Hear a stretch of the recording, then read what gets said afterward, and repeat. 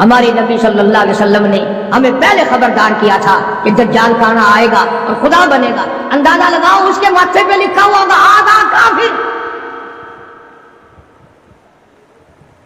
اور حدیث کے الفاظ میں یہاں تک آتا ہے کہ کوئی جھوپڑی پوری دنیا کی، کوئی مکان، کوئی پہاڑ، کوئی بستی، کوئی ملک ایسا نہ ہوگا جہاں دجال پہنچ نہ جائے گا. پوری دنیا کا چکر لگائے گا، صرف مکے پاک اور مدینے پاک میں داخل نہیں ہو سکے گا، وہاں فرشتے پہرا دیں گے. آج ایک عجیب مسئلہ آپ کے سامنے رکھنے لگا ہوں، اس کو اس حیثیت سے سمجھو کہ قرآن کریم نے نماز امت کو عطا فرمائی، روزہ، حج، زکوٰۃ، جہاد، تجارت کے معاملات، احکامات بتائے، حکومت کرنے کا طریقہ کار قرآن کریم نے بتایا، شادی بیاہ کے مسائل و احکام قرآن کریم نے بتائے. اللہ کا پاک کلام اتنا وسیع ہے کہ اس نے کسی موڑ کو اور کسی شعبے کو خالی نہیں چھوڑا. حتیٰ کہ ہم مسلمانوں میں پیری مریدی کا جو ایک طریقہ ہے، لوگ مرید بنتے ہیں، پیر اپنے مرید بناتے ہیں. قربان جاؤں مالک کائنات کے کلام پر اس کا بھی طریقہ کار قرآن نے بیان فرمایا. لوگ یہ نہ سمجھیں کہ یہ جو پیری مریدی ہے یہ یوں ہی ہے بس، اس کے لیے بھی قرآن نے ضابطے بتائے. مطلب میرا یہ ہے کہ قرآن کریم نے کوئی چیز باقی نہیں چھوڑی جو مسلمانوں کی ضرورت کی ہو. ویسے تو آپ کو پتہ ہے الحمدللہ ہمیں سارے قرآن کی ضرورت نہیں. کیا کریں گے قرآن کا؟ وہ لوگ تو قبروں میں چلے گئے جو قرآن کریم کے بغیر ایک منٹ زندہ نہیں رہ سکتے تھے. ان کا اوڑھنا بچھونا، ان کا جاگنا سونا، ان کی ہر وقت کی سوچ اللہ کے قرآن پر غور کرنا ہوتا تھا. انہوں نے محنت کی ساری زندگی قرآن کریم کی افضلیت پر، اس کے حق ہونے پر، اس کے حق. اور یہ جو قرآن مسئلہ بیان کرنے لگا ہے آپ کو، یہ معمولی مسئلہ نہیں، یہ اس وقت کا مسئلہ ہے جب پیر محمد مصطفیٰ ہے صلی اللہ علیہ وسلم اور مرید صحابہ ہیں. ذرا خیال تو کرو، پیر کو بھی دیکھو اور مریدوں کو بھی دیکھو. پیر امام الانبیاء اور صحابہ کرام کی سارے جہان کی امت میں سب کے سردار. اور پھر اس پیری مریدی میں سب سے بڑا چکر پڑتا ہے عورتوں کا، مستورات کا، خواتین کا. قرآن کریم نے وہ مسئلہ بیان کیا ہے، بلکہ یوں سمجھو کہ ہماری دکھتی رگ پکڑ لی قرآن کریم نے. اللہ پاک نے ہمارے دلوں میں جو ایک بات آئی ہوئی ہے، او میاں پیر ہوئے دیو جائی ہوئے، ساکو کیا ساکو پیری نال غرض ہے، ساکو ان دے اعمال نال کہیں غرض ہے. وہ جو کچھ کرے بندہ ساکو کیا بس مثالہ سویں گے. میاں قرآن کریم دا ورقہ اگر گندی نالی وچ ڈھے پوے، قرآن تو نہیں بگڑتا، چلو نالی تو گندی ہے، قرآن دا تو اکرام کرنا پوسی نا. پیر اگر گندے عمل کرتا تو کرے پیا، ان دی مثال قرآن نال دے دیں. ارشاد فرمایا مالک کائنات صلی اللہ تعالی علیہ وسلم کے لیے اللہ پاک جل شانہ نے حکم دیا، او میرے پیارے نبی، میرے محبوب نبی، میرے کالی کملی والے، مزمل کی جیسی کالی کملی اوڑھنے والے، او موٹی چادر اوڑھنے والے، والضحیٰ، او میرے محبوب چمکتے چہرے والے، واللیل اذا سجا، سیاہ زلفوں والے میرے محبوب، یا ایھا النبی، میرے نبی. میرے نبی جب آپ کے پاس، آپ کی مجلس میں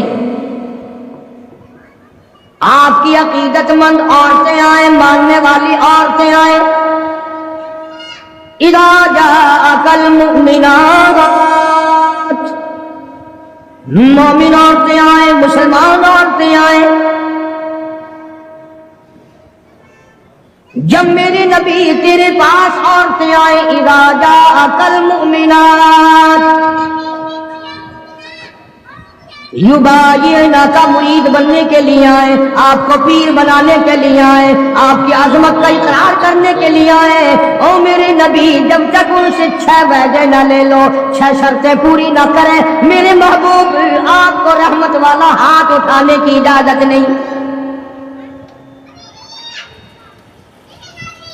ان آنے والی عورتوں سے 6 شرطیں پہلے آپ پوری کرائیں، وعدہ کرائیں ان سے.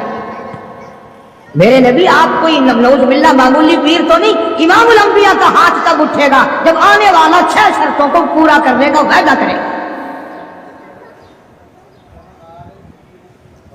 نبی کو بیعت کے لیے، مرید بنانے کے لیے، ہاتھ بڑھانے کے لیے اللہ پاک نے شرطیں بنا دی. 1 بھی نہیں، 2 بھی نہیں، 6 شرطیں ہیں. اور ہمارے یہاں اعلان ہوتا ہے، جے مرید ہونا ہوگے آون بلکہ ہوں تو دکھ لگتا ہے ملک چ پھرتے آسی جی آگے اعلان ہوتے پھرتے ہوں سن نہ منجی پیڑا چھکا لو تو برتن کری کرا لو ہوں آواز آتی ہے کہ مرید ہونا ہو تو آ جاؤ ارشاد فرمایا یا ایھا النبی اذا جاءک المؤمنات میرے محبوب کریم صلی اللہ علیہ وسلم و کالی کملی والے او امام الانبیاء او شہنشاہ کائنات جب عورتیں مرید بننے کے لیے آئیں آپ کا بیعت ہونے کے لیے آئیں تیرے ہاتھ پر ہاتھ رکھ کر کے اقرار کرنے کے لیے آئیں یبایعنک بیعت کرنے کے لیے آئیں ان سے پہلی شرط یہ لینا الا اللہ یشرکن باللہ شیئا پہلی شرط ان سے یہ لینی ہے کہ میں تمہیں تب اپنی مرید بناؤں گا جب میں تمہاری طرف رحمت والا ہاتھ بڑھاؤں گا جب تم وعدہ کرو کہ اللہ کی ذات میں اللہ کی صفات میں کسی کو شریک نہیں ٹھہرائے اللہ وحدہ لا شریک کو ایک مانو گی نفع نقصان کا مالک اسی کو تسلیم کرو گی گھاٹے وعدے کا مالک اسی کو سمجھو گے دل سے زبان سے نہیں دل اس بات پہ پختہ ہو جائے کہ اس کے سوا درخت کا پتا ہلانے والا کوئی نہیں سمندر کا قطرہ ہلانے والا کوئی نہیں زمین کے ذرے کو حرکت دینے والا کوئی نہیں پہاڑ کی کنکر کو حرکت دینے والا کوئی نہیں ہوا کے جھونکے کو ادھر سے ادھر چلانے کا حکم دینے والا اس کے سوا کوئی نہیں اندازہ لگاؤ ادھر حدیث پاک میں آتا ہے کہ حضور کریم صلی اللہ علیہ وسلم جب مستورات کو خواتین کو صحابیات کو مرید بناتے تھے بیعت فرماتے تھے تو یوں نہیں ہر صحابیہ کی تمنا تھی میں رحمت والے ہاتھ پہ ہاتھ رکھوں میرے ہاتھ کو نبی کا ہاتھ لگ جائے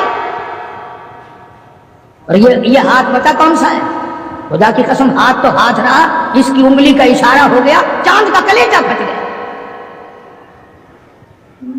یہ وہ ہاتھ ہے یتیم کے سر پہ پھر گیا تو بادشاہ بن گیا یہ وہ ہاتھ ہے درختوں کو اشارہ کر دیا جڑوں سے اکھڑ کر خدمت میں آ گئے فرمایا میرے محبوب صلی اللہ علیہ وسلم آپ نبی نہیں امام الانبیاء ہیں آپ رسولوں کے رسول ہیں پر عورتوں کو بیعت کرنے کے لیے میری طرف سے یہ اجازت نہیں ہے کہ آپ ان کا ہاتھ ننگا اپنے ہاتھ پہ رکھیں یا اپنا ہاتھ ان کے ہاتھ پہ رکھیں آؤ امام الانبیاء کو اجازت نہیں یہ ہاتھ تو عجیب قسمت والا ہاتھ ہے صحابی کہتا ہے میں حضور کی وفات کے بعد جس بادشاہ کے دربار میں جاتا بادشاہ لوگ میرا ہاتھ پکڑ کر سونگتے اور کہتے تھے یہ خوشبو ہمیں مارکیٹ میں کہیں نہیں ملتی یہ خوشبو کہیں بھی دستیاب نہیں تجھے کہاں سے ملی صحابی رونے لگا اور کہنے لگا مجھے جہاں سے یہ خوشبو ملی وہ مارکیٹ بند ہو گئی صحابی کہتا ہے میں بیمار پڑا تھا رضی اللہ تعالیٰ عنہ مدینے میں مجھے سخت تکلیف ہوئی بخار ہوا سرکار مدینہ صلی اللہ علیہ وسلم مجھے پوچھنے کے لیے تشریف لائے میرا ہاتھ پکڑ کے فرمایا تیرا کیا حال ہے اس دن سے آج تک میرے ہاتھ سے خوشبو آتی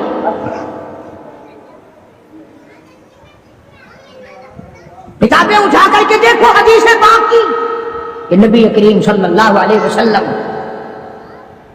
عورتوں کو بیعت فرماتے ہیں ان کے ہاتھ میں کپڑا پکڑاتے ہیں اور پھر اس کپڑے کو حضور پکڑتے ہیں صلی اللہ علیہ وسلم حالانکہ ہر صحابیہ کی تمنا ہے ہر عورت کی یہ خواہش ہے ہر عورت کے دل کی یہ حسرت ہے کہ میرا ہاتھ نبی کے ہاتھ کو لگ جائے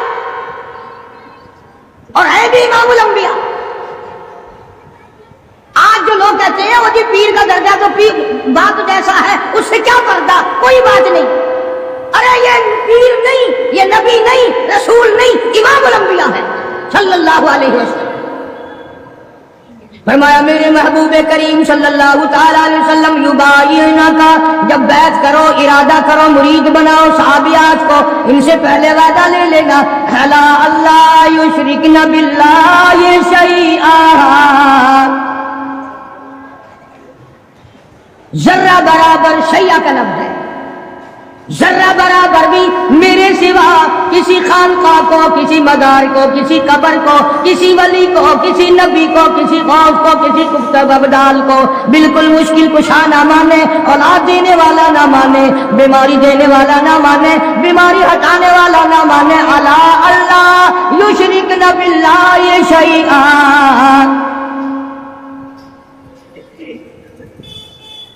ایک اللہ کی ذات۔ کتابوں میں حدیث دجال بڑی لمبی ساری آتی ہے، وہ مشہور ہے حدیث دجال کے نام سے، یعنی دجال کے بارے میں حضور کریم صلی اللہ علیہ وسلم نے تفصیل سے بیان فرمایا۔ اس لیے عرض کر رہا ہوں، کئی لوگ کہہ دیتے ہیں جی میں نوکری کے لیے پریشان تھا، فلانی قبر پہ جا کے میں نے سجدہ کیا، میری پریشانی دور ہو گئی، فلانی جگہ جا کر کے میں نے نظر نیاز چڑھائی، میری فلاں تکلیف دور ہو گئی۔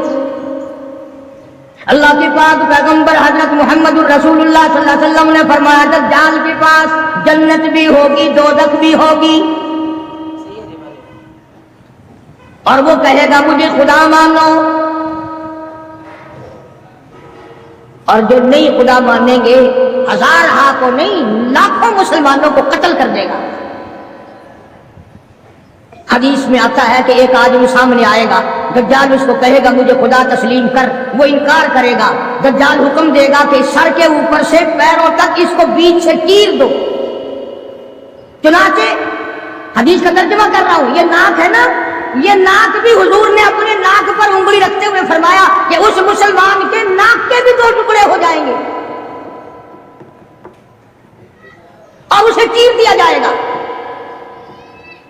اور دجال اسے پھر زندہ کر لے گا،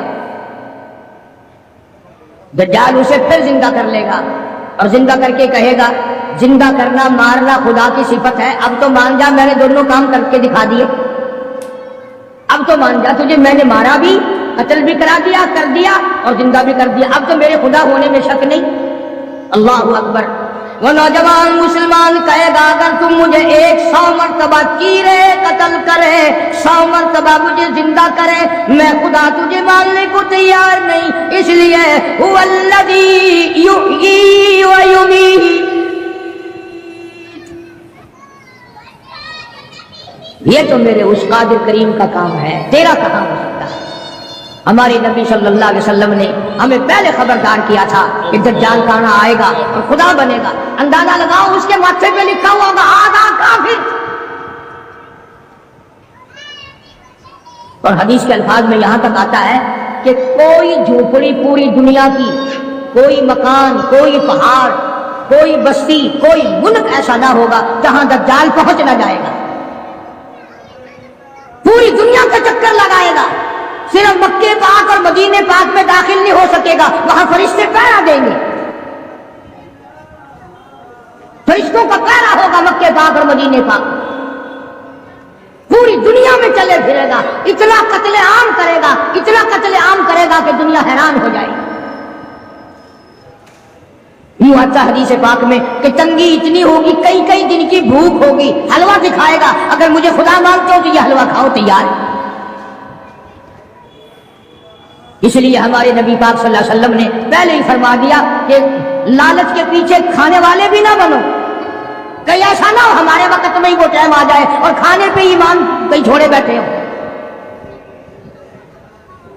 تو مدنی کریم صلی اللہ تعالی علیہ وسلم کو حکم ملا پروردگار عالم کی طرف سے لا الہ الا یشرکن باللہ شیئا، اور میرے محبوب کریم صلی اللہ علیہ وسلم تیرا رحمت والا ہاتھ نہ اٹھے، آپ کا رحمت والا ہاتھ نہ اٹھے، ان کو بیعت کرنے کا ارادہ نہ کرو جب تک یہ وعدہ پورا نہ کرے۔ یہ وعدہ لو ان سے کہ یہ کسی قسم کا شرک نہ کریں گی، کبھی قبروں پہ جا کر منتیں نہیں مانیں گی، کسی کے بت کے آگے، کسی درخت کے آگے سر نہیں جھکائے گی۔ پہلی شرط تو یہ ہوگی، قرآن ہے کہ ترجمے میں جا کے دیکھ لینا، 28ویں سپارے کا 8واں رکوع ہے، سورہ ممتحنہ کی آخری آیات ہے، فرمایا وَلَا يَشْرِكْنَ۔ دوسری شرط یہ لینا، ان عورتوں سے یہ لو کہ یہ چوری نہ کریں، یہ چوری نہیں کریں گی، پہلی یہ شرط لو۔ دیکھا قرآن کریم کا انداز، قرآن نے اس بات کو منع کر دیا کہ ادھر مرید بنو اور ادھر چلے جاؤ، سال میں پیر آئے گا نذرانے دیتے رہنا، نماز پڑھو یا نہ پڑھو، روزے رکھو یا نہ رکھو، زکات دو یا نہ دو، قرآن کی تلاوت کرو یا نہ کرو، بس وہ تمہارا پیر ہے، تم اس کے مرید ہو۔ قرآن نے ان چیزوں کی وضاحت کر دی۔ فرمایا دوسری شرط یہ وعدہ لو ولا یسرقنا، عورتوں سے وعدہ لو یہ چوری نہ کریں گی۔ اب قرآن کا انداز سمجھو، میں آپ کو سمجھاتا ہوں۔ کیوں بھئی عموماً چوری ڈاکہ مرد کرتے ہیں، عورتیں نہیں کرتی چوری، لیکن اللہ کا قرآن کہہ رہا کہ نبی کو حکم ملا عورتوں کے بارے میں، ولا یسرقنا، ان سے وعدہ لو یہ چوری نہ کریں گی۔ وجہ کیا ہے؟ مرد اونٹ کی چوری کرے گا، گھوڑے کی چوری کرے گا، گائے کی چوری کرے گا، بھینس بکری کی چوری کرے گا، سونے چاندی کی چوری کرے گا، پیسوں کی چوری کرے گا، اور دھن دولت کی چوری کرے گا۔ اونٹ چوری ہو گیا اور مل سکتا ہے، گھوڑا چوری ہو گیا اور مل سکتا ہے، سونا چاندی چوری ہو گیا اور مل سکتا ہے۔ اللہ پاک نے قرآن میں اس لیے حکم دیا، عورت کی آنکھ نے اگر چوری کر لی تو کے بدلے میں تیری آبرو واپس نہیں آ سکتی۔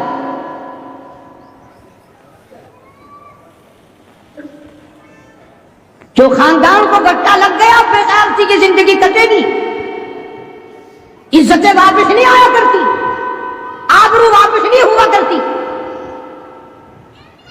اس لیے فرمایا کہ عورت کی آنکھ کی حفاظت کی جائے، اس کی آنکھ نے چوری کر لی تیرے خاندان کا بھڑا فرق نہ کہیں ہو جائے۔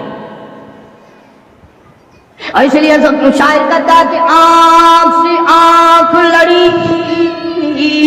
مجھے ڈر ہے دل کا، آنکھ سے آنکھ لڑی مجھے ڈر ہے دل کا، کہیں جنگ و جدل میں مارا نہ جائے تو۔ پہلے آنکھ لڑتی ہے، پھر دل متاثر ہوتا ہے، پھر خاندان کی بربادی ہوتی ہے۔ اس لیے فرمایا قرآن کریم نے، پہلا وعدہ یہ لوگ شرک نہ کریں گی، دوسرا وعدہ یہ لوگ چوری نہ کریں گی، اور تیسرا وعدہ فرمایا ولا یزنین، ان سے یہ بھی وعدہ لو کہ کلمہ پڑھنے کے بعد محمد عربی صلی اللہ علیہ وسلم کی مرید بننے کے بعد زنا نہ کریں گی، بدکاری نہیں کریں گی۔ اللہ اکبر، کیا وقت تھا!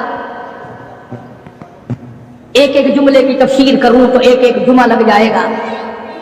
جس وقت حضور کریم صلی اللہ علیہ وسلم نے یہ فرمایا کہ وعدہ کرو زنا نہیں کریں گی، قریش کی کئی عورتیں اٹھ کر کھڑی ہو گئی،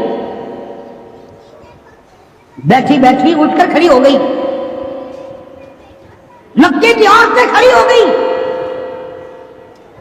اور کہنے لگی یا رسول اللہ صلی اللہ علیہ وسلم، یہ جو زنا کی توبہ ہم سے کرا رہے ہو، کیا آپ نے ہمیں بازاری عورت سمجھا ہوا ہے؟ یعنی ہم کوئی کنجری ہے،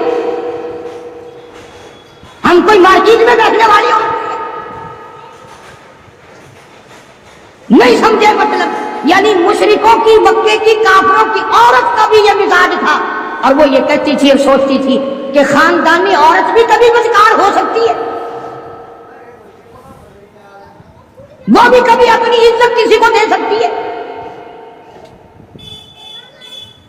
اس لیے فرمایا حضور کریم صلی اللہ علیہ وسلم نے کہ اللہ کا حکم ہے، میں یہ نہیں کہتا کہ تم زنا کرتی تھی اور آج توبہ کرو، فرمایا پھر بھی اگر کوئی نہیں کرتی تھی پھر بھی آج توبہ کرے کہ ساری زندگی میں قبر تک بدکاری نہیں ہوگی۔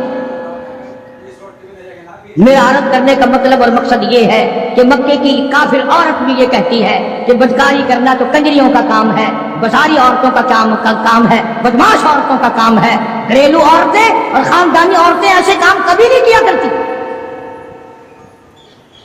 تین شرطیں ہو گئی، شرک نہ کریں گی، چوری نہ کریں گی، زنا نہ کریں گی۔ چوتھی فرمایا ولا یقتلن اولادہن، اپنی اولاد کو قتل نہ کریں گی، اپنی اولاد کو نہیں ماریں گی۔ اس میں دو تفسیر ہے، ایک تو یہ کہ ہے تو اپنے خامند کی اولاد، ہے تو حلال کی، پر اس لیے مارنا کہ ان کے لیے روزی کہاں سے آئے گی، ان کے لیے رزق کہاں سے آئے گا، ان کے لیے کپڑا کہاں سے آئے گا، ان کی تعلیم کے لیے پیسہ کہاں سے آئے گا۔ خدا بند کریم نے دوسری جگہ قرآن کریم میں ایک اور اعلان فرمایا فرمایا ولا تقتلوا اولادکم خشیۃ املاق، اپنی اولاد کو قتل نہ کرو خرچے کے ڈر سے۔ توجہ، دھیان کرنا، اگلی بات آئی، فرمایا نحن نرزقکم وإیاہم، مجھے اپنی کبریائی کی قسم، تم اس قابل ہوتے ہی نہیں کہ تمہیں کھلایا جائے، تم اس قابل ہوتے ہی نہیں کہ تمہیں پہنایا جائے، میری کبریائی کی قسم تم روٹی کے قابل نہیں رہتے، پر میں خدا تمہیں ان چھوٹے چھوٹے معصوم بچوں کا صدقہ کھلاتا رہتا ہوں۔ تم تو اتنے ظالم ہو، تم تو اتنے کمینے ہو، تم تو اتنے حرکتی اور گناہگار ہو گئے کہ تمہیں ایک دانہ نہ ملے۔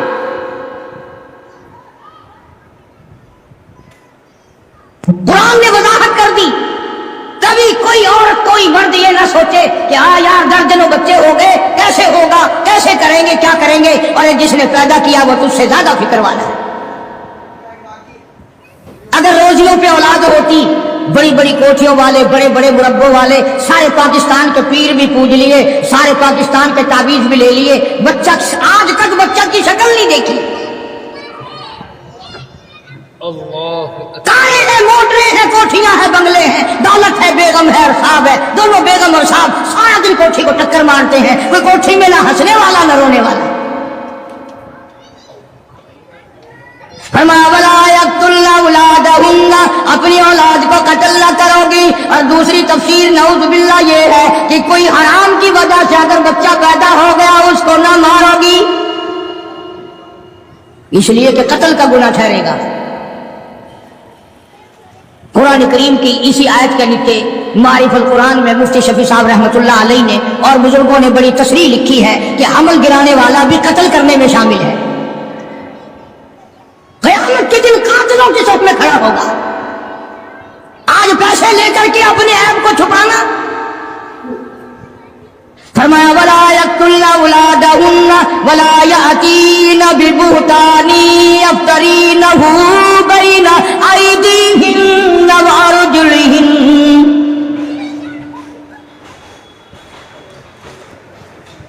شرک نہیں کرو گی، چوری نہیں کرو گی، زنا نہیں کرو گی، اپنے اولاد کو قتل نہیں کرو گی۔ پانچویں شرط سب سے زیادہ خطرناک آئی، اپنے خامند کو عیب نہیں لگاؤ گی، یوں ہی نہیں ذرا کہیں دیر ہو گئی کہ بس اس کو کہہ دینا ہاں پتہ ہے کدھر جاتے ہو، ہم نہیں تمہارے پیچھے ہوتے، ہماری روح تمہارے ساتھ ساتھ چلتی، تم فلاں کے ساتھ ہو، تم فلاں کے ساتھ ہو۔ قرآن کریم نے شبہات کے اندر اپنی ازدواج زندگی کو آگ لگانے سے منع فرمایا۔ اور یہ جو آج کل عورتیں کئی جلوس نکالتے ہیں، کہتی ہیں ہم قرآن کو نہیں مانتے، ہم اسلام کو نہیں مانتے، ہم خدا کے حکم کو نہیں مانتے۔ خدا تمہیں کم مانتا ہے، قرآن تمہیں کم مسلمان مانتا ہے؟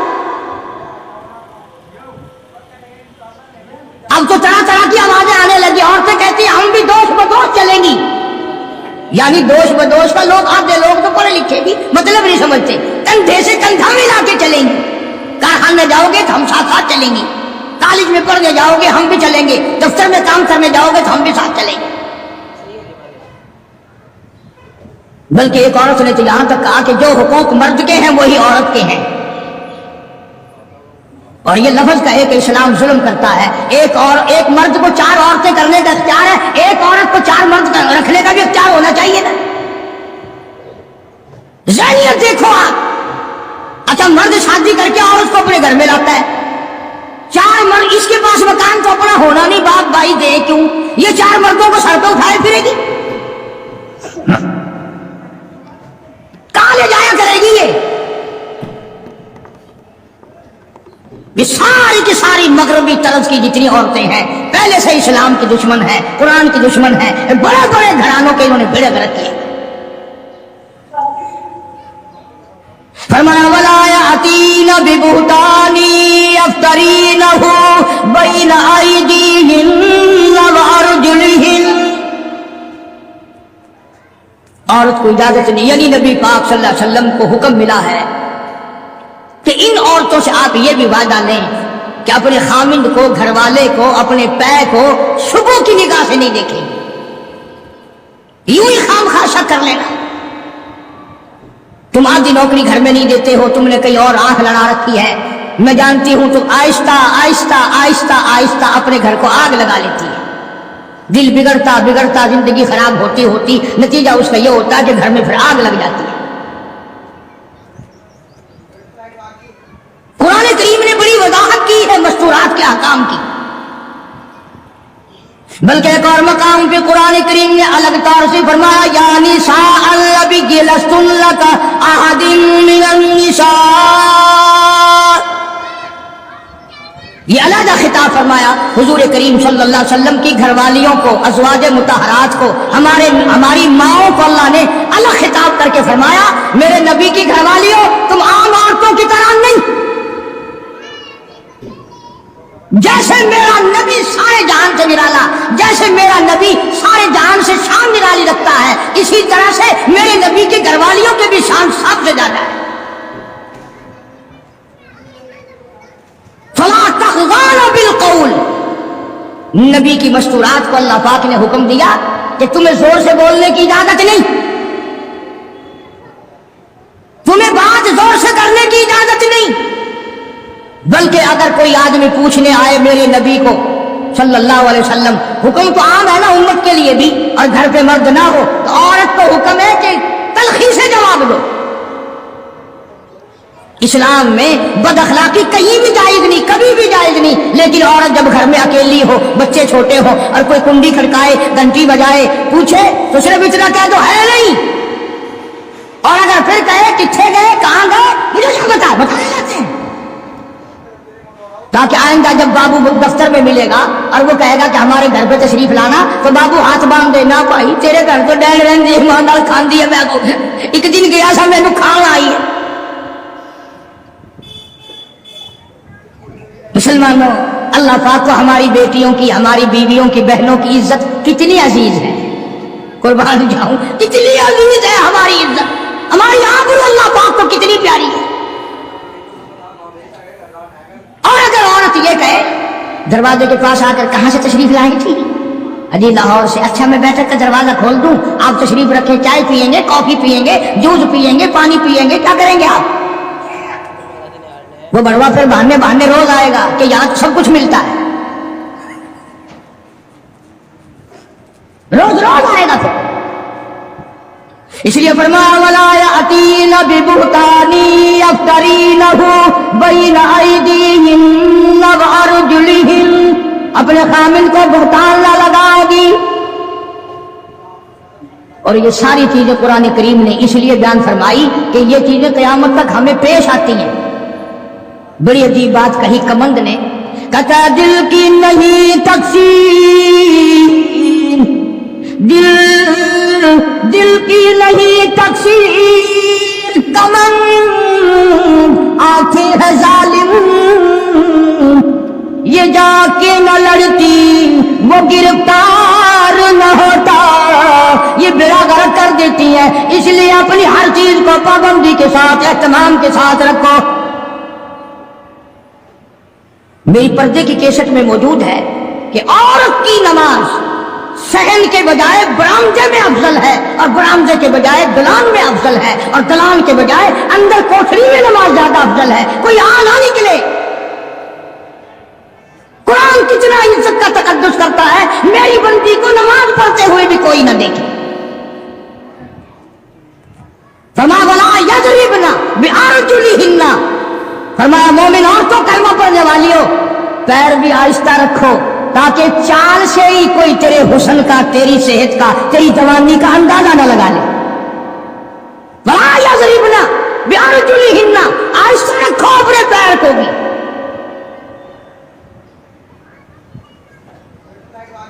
تو شرط اللہ پاک جل شانہ نے فرمائی شرک نہ کریں گی، چوری نہ کریں گی، زنا نہ کریں گی، اولاد کو قتل نہ کریں گی، اپنے خامن کو بہتان نہیں لگائیں. کیا ہو گئی؟ 5. یاد رکھو کہ انشاءاللہ کام آئیں گی. پر تم نے جو طریقہ بنا رکھا ہے کہ یہیں سنیر دروازے سے نکل کر میرا آواز مجھے واپس دے جاؤ گے کہ گلے سنبھالا پڑا. اور خدا کے بندے اپنی بیٹیوں کو، بہنوں کو گھر میں جا کر بیویوں کو کچھ تو بتایا کرو. ہم قاری حنیف کے پاس گئے تھے، اس نے قرآن سنایا اور یہ مسئلے بتائے. فلم والوں کو بتاتے ہیں ٹھوکروں کو، مزہ آ گیا نا، فلانا جو تھا نا اس نے جو سین دکھایا، بلے بلے بلے. وہ سارے بتاتے ہیں، تم بڑے شرمیلے ہو، قرآن نہیں بتا سکتے۔ آخری شرط فرمایا وَلَا يَعْصِينَكَ فِي مَعْرُوفٍ،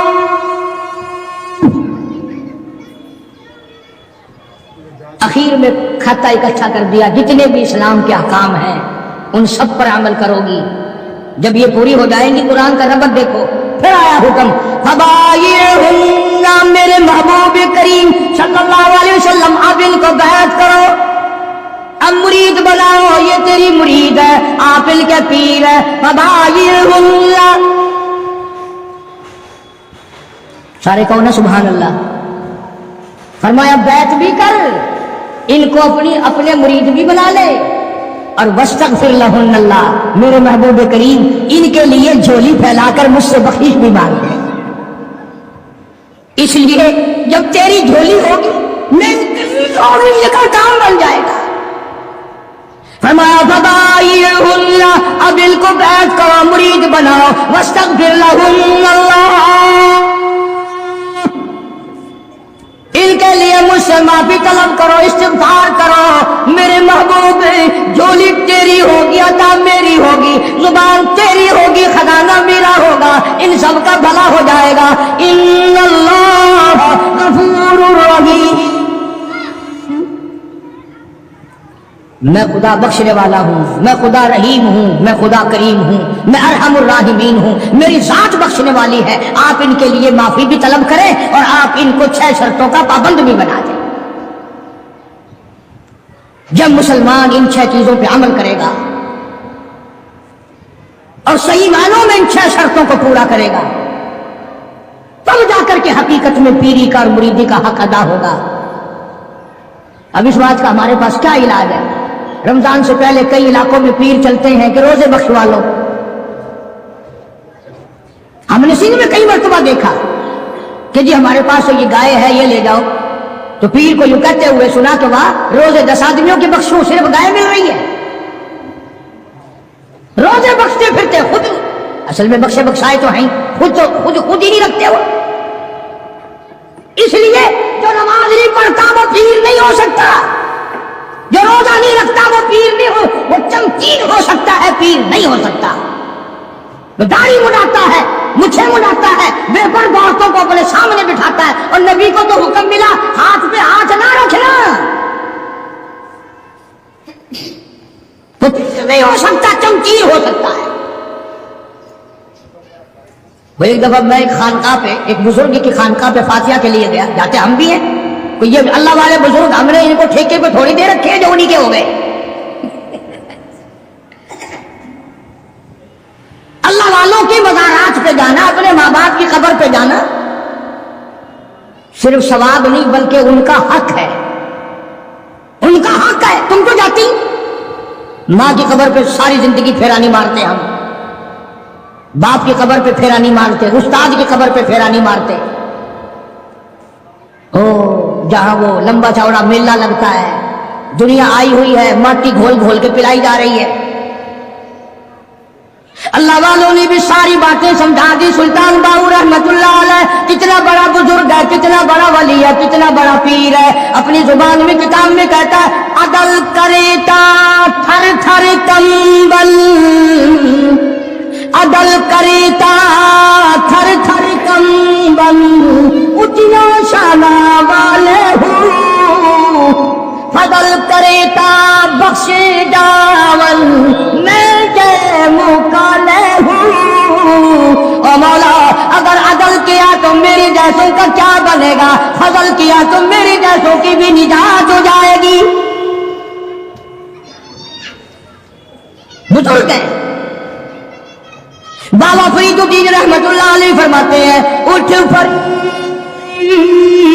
جھاڑو دے بچ مسجد، تو جھاڑو نہ جو ہمت کوئی چوک مسجد کا خادم نہ سمجھ بندے، ہاں کہتا ہے اٹھ فرید جھاڑو دے بچ مسجد، تو ستا رب جاگ دائی تیری دے دے نال پری، وہ ہر وقت جانتا ہے، کام کر، خدمت کر، مخلوق کے خدا کی، دربار الہی کی عظمت ہے۔ عجب انداز ہے اللہ والوں کے. تو میں ایک اللہ والے کے مزار پہ فاتحہ کے لیے گیا، جانتا تھا نہیں، میری کمر پہ تھاپڑا دیا. وہ کہنے لگا لا 10 روپے، یوں لا 5 روپے. میں نے اس کی کمر پہ تھاپڑا دے دیا، میں نے کہا لا 10 روپے. انہوں نے کہا وہ کیسے؟ چل، میں نے کہا 5 تو اپنے کاٹ لے، تو نے بھی تھاپڑا دیا ہے، 5 میرے دے دے. اندازہ کئی لوگ یوں جھک جاتے ہیں کہ کمر پہ میری تھاپڑا دے دو. وہ قرآن تینوں والا بھی کھاتا، تھاپڑا والا کھاتا ہے. اندازہ لاؤ زندگی کا. ہم لوگ کیا کرتے ہیں؟ سارا اللہ کا قرآن چھوڑ کر، نبی صلی اللہ علیہ وسلم کا فرمان چھوڑ کر، جن پہ صحابہ کرام نے ایسا عمل کر کے دکھایا، ایسا عمل کر کے دکھایا. میں اگر ایک ایک چیز کی تفسیر بیان کروں تو کم سے کم 6 جمعے ہی صحت کے لیے چاہیے. آؤ پھر میں تمہیں ایک عمل تو بتا ہی دوں. ایک عورت ہے، صحابیہ ہے رضی اللہ تعالیٰ عنہ، کلمہ پڑھ کر مسلمان بنی، حضور کی مرید بنی، سرکار اس کے پیر ہیں. مدینے میں ہجرت کر کے چلی گئی. ماں باپ دونوں کلمہ نہیں پڑھتے، کافر ہیں، مکے میں رہتے ہیں. ماں کو کوئی تنگی آ گئی، غربت آ گئی، ادھر بیٹی کی یاد آ گئی. آخر اولاد ہوتی ہے. کئی 100 میل کا پیدل سفر کر کے مدینہ پاک پہنچی. اللہ سب کو زیارت نصیب فرمائے. مدینہ پاک پہنچی، ماں کنڈی کھٹکھٹائی، پوچھا کون؟ بیٹی دروازہ کھولو، میں تیری اماں ہوں، تیری شکل دیکھنے آئی ہوں، تو میری پیاری بیٹی ہے، تجھے ملنے آئی ہوں، مکے سے چل کر آئی ہوں. کوئی یہ اسی محلے میں تو میرا گھر نہیں؟ کیوں بھی ایمانداری سے بتاؤ. لڑکی کو چاہیے تھا بھاگ کے دروازہ کھولتی، اماں کو جفی بھرتی، لپٹ جاتی، امی امی امی آ گئی، میری ماں آ گئی، وہ بیٹی بیٹی کرتی. صحابہ کی اور صحابیات نے، عورتوں نے قرآن پہ ایسا عمل کیا. اللہ غنی کہنے لگی امی جان تھوڑی سی تکلیف کرنی پڑے گی، میں حضور کریم صلی اللہ علیہ وسلم کی خدمت عالیہ میں کسی کو بھیج کر اجازت مانگتی ہوں. او کالی کملی والے، کیا کافر ماں کو گھر میں داخل ہونے دوں کہ نہیں؟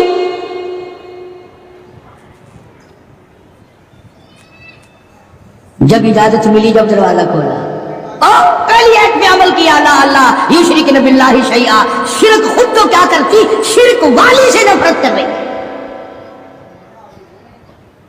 کون ایسا عمل کرے گا آج ہم میں سے؟ نگاہ نبوت نے ان کو اتنا پکا کر دیا تھا، اتنا منزل مقصود پہ پہنچا دیا تھا کہ جنت کے وارث بن گئے صحابہ کرام.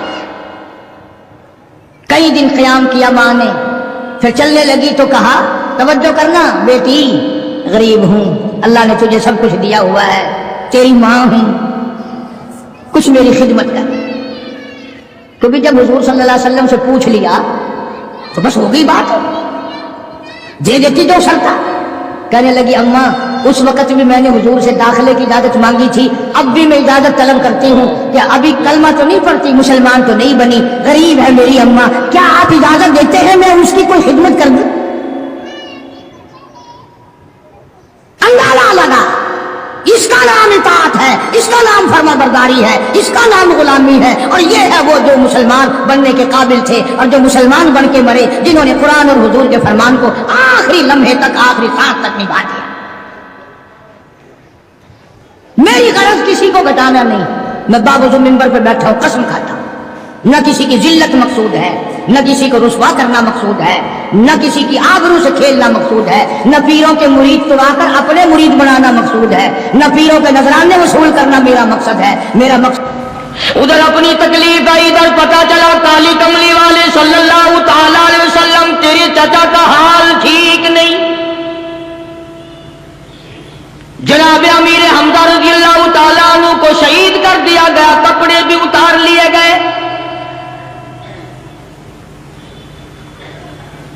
حضور کریم صلی اللہ علیہ وسلم بڑا صدمہ پہنچا، بڑا رنج پہنچا. ایک بات کرتا ہوں، توجہ کر کے لکھ کے لے جاؤ، کام آئے گی. بیٹیوں کو بتاؤ، بہنوں کو بتاؤ. سرکار کی نظر پڑی، سرکار کی نظر پڑی. حضرت صفیہ رضی اللہ تعالیٰ عنہ، حضور کی بوا، حضور کی پھوپھی، حضرت زبیر رضی اللہ تعالیٰ عنہ کی اماں، امیر حمزہ رضی اللہ تعالیٰ عنہ کی بہن دوڑی دوڑی آتی ہے. پتا چلا نا مدینے میں کہ بھائی کا حال ٹھیک نہیں، شہید کر دیا گیا. عورت ذات دوڑی دوڑی آئی. हुजूर ने फरमाया जुबैर कौन औरत है, जाके रोको, लाश का हाल ठीक नहीं, कपड़े फाड़ेगी, जजा फदा करेगी, मैंने सुना है लाश का हाल ठीक नहीं है। हजरत जुबैर ने आके रोका, करीब आकर पहचान लिया हजरत जुबैर की अम्मा थी। उन्होंने कहा अम्मा इजाजत नहीं, आगे ना जाओ। हजरत सफिया अरब की तकलीम आई, मारा गुस्सा जुबैर को, ओ परे फेंक दिया। कहने लगी हट एक तरफ, मैं अपने भाई को देखने ना जाऊं। जुबैर को तो मुक्का मार के परे फेंक दिया। और लोगों तवज्जो करो, गुलाम आप भी बनते हैं, गुलाम मैं भी बनता हूं, खुदा की कसम टाइम पे गुलामी का पता चलता है। फिर जुबैर कहने लगा अम्मा हुजूर ने मना फरमाया, आगे ना जा, हुजूर ने मना फरमाया। खुदा की कसम जिम्मेदारी से कहता हूं, उलमा ने लिखा है हजरत सफिया ने जो पैर कदम आगे रखने के लिए उठाया हुआ था वो आगे नहीं रखा, पीछे हट के रखा है। मेरे नबी के फरमान के खिलाफ ना हो जाए, मेरे नबी के इरशाद के खिलाफ ना हो जाए, अगर खिलाफ हो गया तो मैं मारी जाऊं। और वहीं रुक गई, कहने लगी और जुबैर बेटे जाओ, मेरे महबूब सरकार मदीना सल्लल्लाहु ताला अलैहि वसल्लम से जाके कहो मैंने लाश का हाल सुन लिया है, मुझे सब कुछ पता चल गया है। जाके कहो बेशक मैं औरत हूं लेकिन घबराऊंगी नहीं, जब से मैंने तेरा कलमा पढ़ा है मैंने सब्र करना भी सीख लिया है।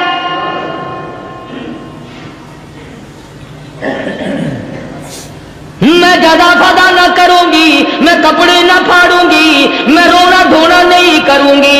मदनी करीम सल्लल्लाहु अलैहि वसल्लम को हजरत जुबैर ने जाके बता दिया, मेरी अम्मा यूं कहती है, फरमाया फिर बेशक इजाजत है जाए।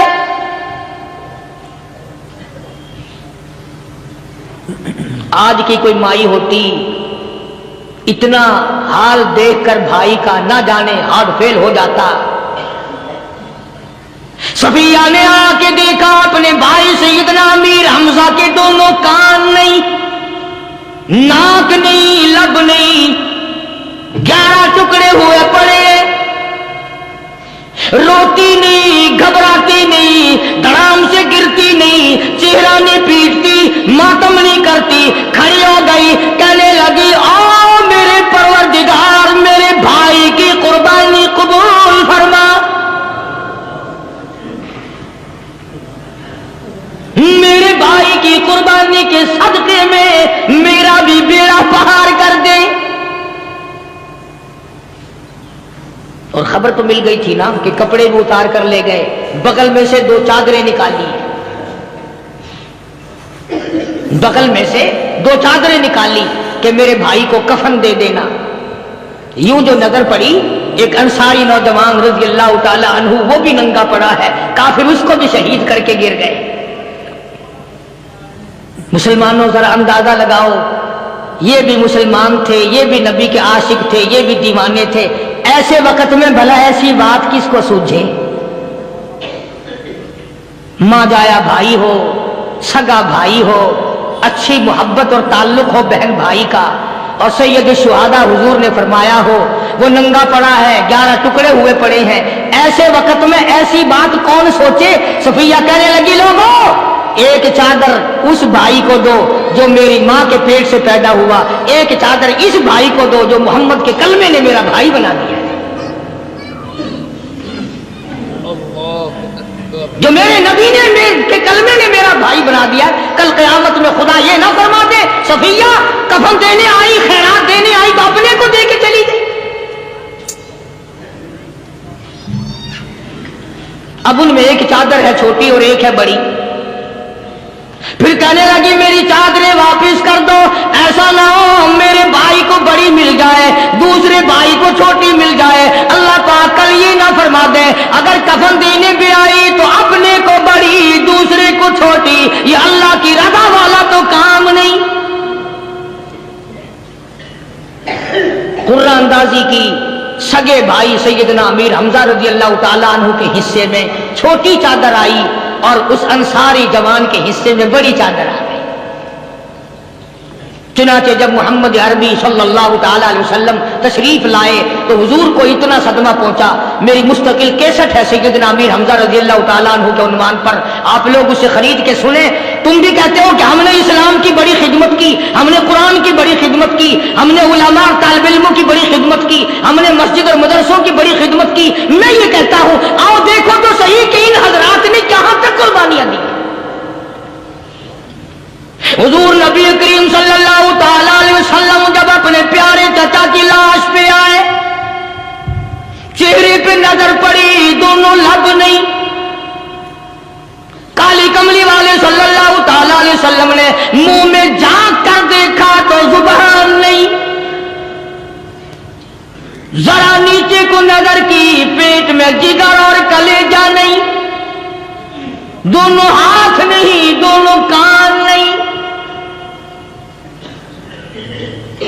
यह हाल देखकर हुजूर सल्लल्लाहु अलैहि वसल्लम को चक्कर आ गया, जमीन पे तशरीफ फरमा हो गए। और फिर बल्कि यहां तक लिखा है कि आपने यूं फरमाया, ओ मेरे मालिक, अगर सफिया माई मेरी बुआ फूफी यहां ना होती तो मैं ये टुकड़े भी ना उठाता।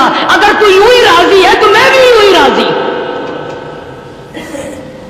और फिर जब उन टुकड़ों को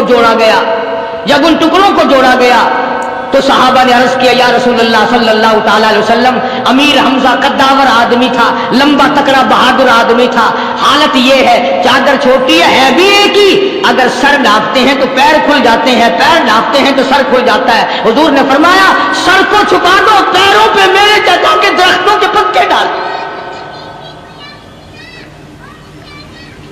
मैं ये अर्ज कर रहा था कि अल्लाह वाले हर वक्त में आदमी की इस्लाह की कोशिश करते हैं, उसे बनाने की कोशिश करते हैं, उसे समझाने की कोशिश करते हैं। अल्लाह तबारक व तआला हर मुसलमान को तौफीक दे कि वो अपनी जिंदगी भर अल्लाह वालों की खिदमत में जाने आने की, कुरान की खिदमत की हर वक्त प्रोग्राम बनाए, नीयत खैर रखे। क्यों? इसलिए, इसी को कहता है कि लिए फिरती है बुलबुल चोंच में गुल, लिए फिरती बुलबुल चोंच में गुल, और ढूंढती है शहीद नाज की तुरबत कहां है। तलाश करते हैं जानवर परिंदे कहां पर अल्लाह की रहमत बरस रही है। न दौलत थी, न कोठी थी, न बंगला था, फकीरी।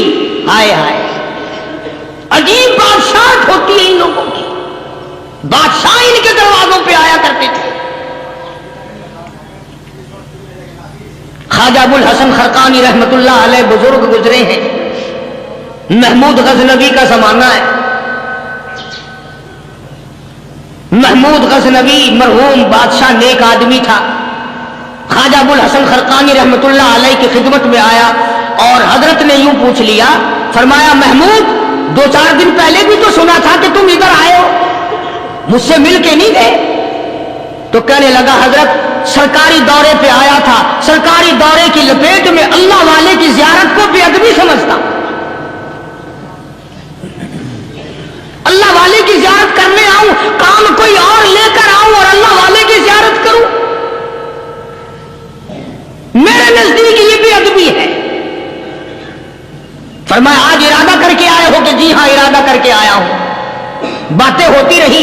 महमूद कहने लगा, हजरत आज बहुत बड़ा काम लेकर आया हूं, दुआ फरमाओ, सोमनाथ के मंदिर पे हमले का इरादा है। 70 राजाओं की फौज आएंगी, 70 बादशाहों की फौज आएगी, 70 राजा हिंदू अपनी फौज लेकर आएंगे, मैं अकेला मुसलमान मुकाबले में आऊंगा, दुआ फरमाओ, कादिर करीम मुझे फतह अता फरमाए। कैसी नीयत लेकर आया करते थे बादशाह लोग फकीरों के दरबार में। आज तो अगर किसी वली के पास भी जाओगे, मैंने मौलाना उबैदुल्लाह अनवर मद्दसिल्लू से पिछले दिनों अर्ज कर दिया, मैंने कहा, हजरत आप अपने घर में ही रहते हैं, बाहर नहीं निकलते, कई कई दिन लोगों को नेकी मिलेगी, ज़ियारत होगी। तो फरमाने लगे, कारी साहब आपको क्या पता है, बस इसी काम के लिए लोग आते हैं, हमारी ईंट पर दो, हमने मकान बनाना है, हमें दुकान का ताबीज दे दो, हमारे पीछे दुश्मन लग गया, हमारा मुकदमा हो गया, और यूं तो कहने कोई भी नहीं आता, दुआ कर दो अल्लाह मेरी कब्र में भलाई फरमा दे।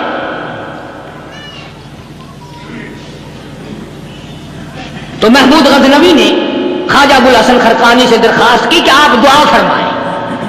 अल्लाह वाले ने दुआ भी फरमाई और अपना मुसल्ला दे दिया। یوں فرمایا محمود جب مشکل وقت آ جائے اس مصلی پہ کھڑے ہو کر 2 رکعت نماز ادا کرنا. پتہ چلا کہ اللہ کی مدد جو ہے وہ نماز کے ساتھ ہے. میں تمہیں بھی بتاتا ہوں، ولی تو میں نہیں. جب بھی کوئی پریشانی آئے، جب بھی کوئی تکلیف آئے، فرمایا استعینوا بالصبر والصلاۃ، نماز پڑھو انشاءاللہ آسانی ہوگی. صبر کر، نماز پڑھ. ان اللہ مع الصابرین، اللہ پاک صبر کرنے والوں کا ساتھی ہے. صبر بھی کرتا جا، نماز بھی ادا کرتا جا. جس سے تیرا بگاڑ ہے یوں بھی سوچتا جا میری طرف سے کوئی ظلم نہ ہو جائے، میں مارا جاؤں گا. مسلح ساتھ لے کر چلا گیا اور اپنی فوج کو لے کر کے سومناتھ کے مندر پہ حملہ کر دیا. مسلمان فوج بڑا سفر کر کے آئی تھی، دور سے آئی تھی، تھکی ہوئی تھی، چور چور تھی. اتنے حالات نہ تھے، اتنے ہتھیار نہ تھے. 70 راجاؤں کی فوج کے مقابلے میں مسلمانوں کو شکست ہو گئی. محمود غزنوی کو خبر دی گئی بادشاہ شکست ہو گئی. محمود نے 2 رکعت نماز ادا کی.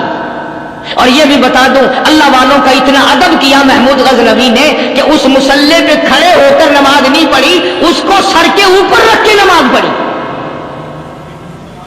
مصلی اللہ والے کا سر پہ رکھ لیا اور نماز پڑھی خدا کے حضور میں. اور پھر سر سجدے میں رکھ دیا. میرے پروردگار بے نیاز خالق و مالک، میں گناہگار صحیح، میں سیاکار صحیح، میں تیرا بندہ ہوں. اور میرے مولا مقابلہ کفر سے ہے، حق پرستوں کی نہ کی تو نے گر دل جوئی نہیں. تانا دیں گے بت کے مسلم کا خدا کوئی نہیں. اور میرے پروردگار آج مجھے ذلیل نہ کر، آج میری شکست نہ کر، آج مسلمانوں کو شکست نہ دے. اور بے نیاز پروردگار کافر کہیں گے ان کا خدا کہاں گیا. بس محمود غزنوی نے اللہ کے حضور میں نماز ادا کی اور دامن پھیلایا اور سر سجدے میں رکھا. تو اطلاع ملی کہ شکست فتح میں بدل گئی. اللہ اکبر. ناظرین کرام، اگر آپ کو یہ بیان پسند آیا ہو تو ہماری اس ویڈیو کو لائک کریں اور ہمارے چینل کو سبسکرائب کریں. ملتے ہیں اگلے بیان میں. السلام علیکم ورحمۃ اللہ وبرکاتہ.